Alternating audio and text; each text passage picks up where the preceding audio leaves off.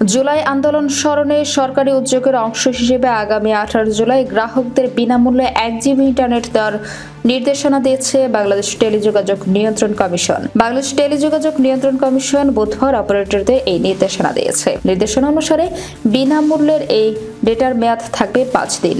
8 July BTRC কার্যালয়ে এক সভায় সিদ্ধান্ত অনুমোদিত হয়।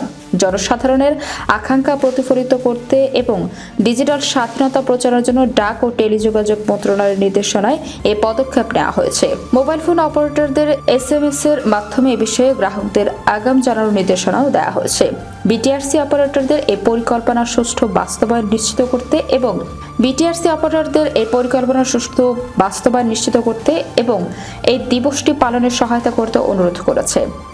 বাংলালিংকের chief corporate and regulatory affairs কর্মকর্তা তৈমুর রহমান বলেন, আমরা জুলাইয়ের চেতনা বিশেষ করে ইন্টারনেট অ্যাক্সেসের ক্ষেত্রে সমুন্নত রাখতে অত্যন্ত আগ্রহী।